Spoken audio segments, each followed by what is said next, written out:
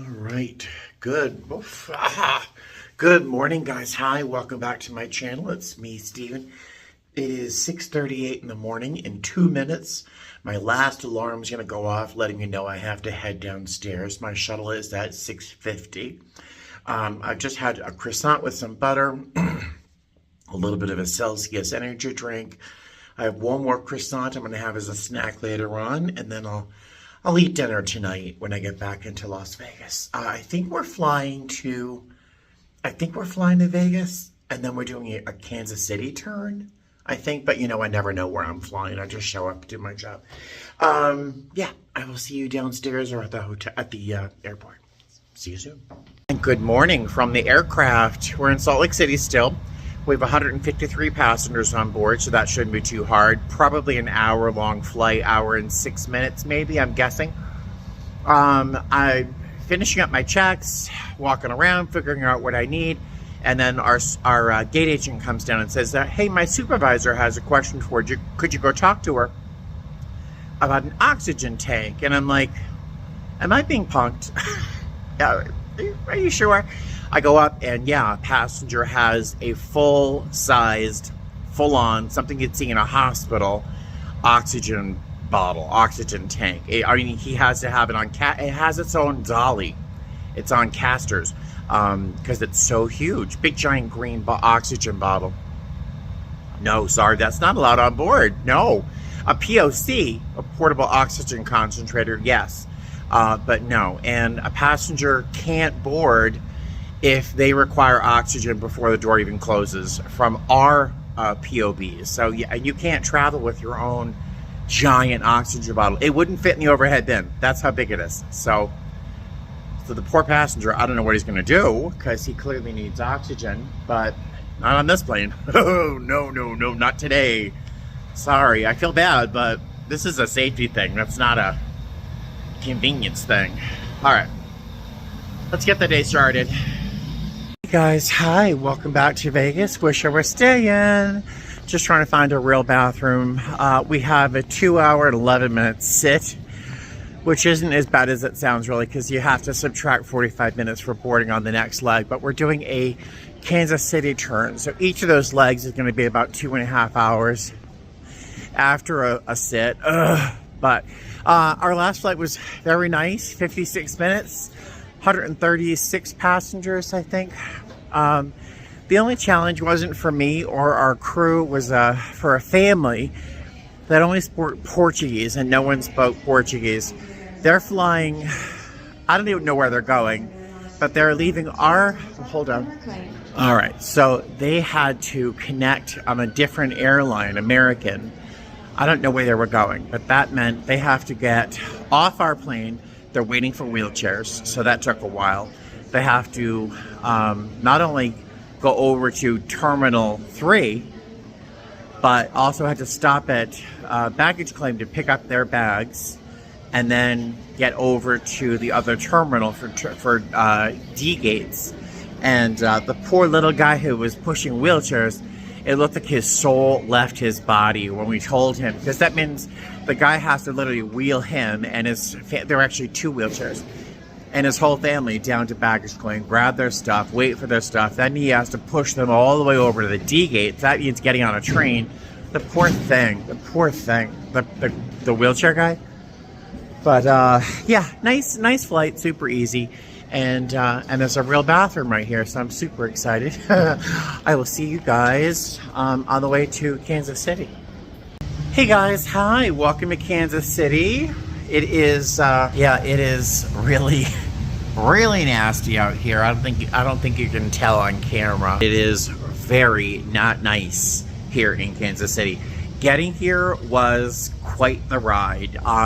We were given an alternate of St. Louis because the storms that were flying around and through were really crazy. The pilots had me, they showed me what the weather map looked like that we were flying around and into, and it was pretty scary.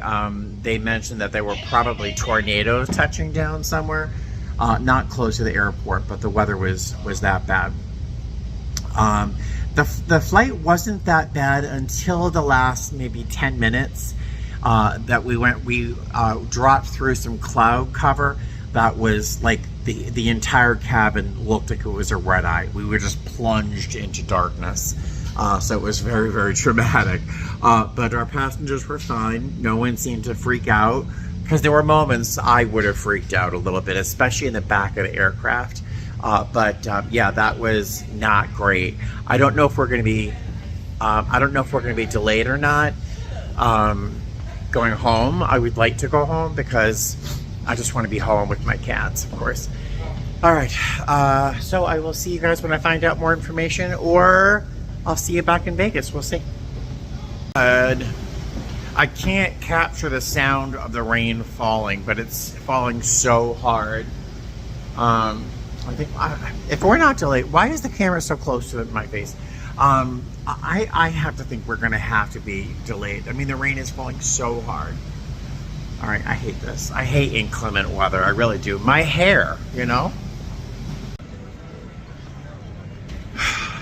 Guys, that was a long flight. Oh my God, it was a long flight. 2 hours and 40 something minutes, but it was like an eternity. Oh my God.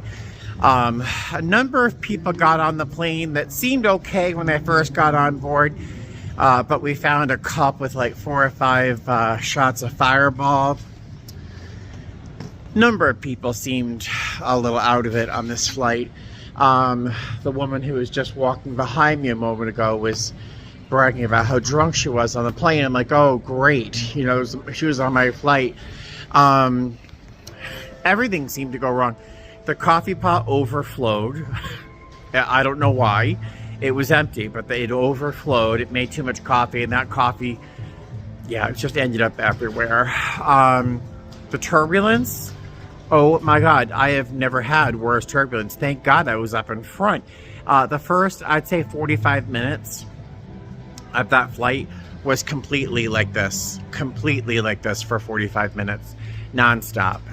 So it was a lot. The whole flight. Oh my God. But as usual, for every instance of inconvenience, of irritation, of anything negative, we had other passengers that were so stellar and so sweet and so kind and so grateful for any kindnesses given to them. They were just so good.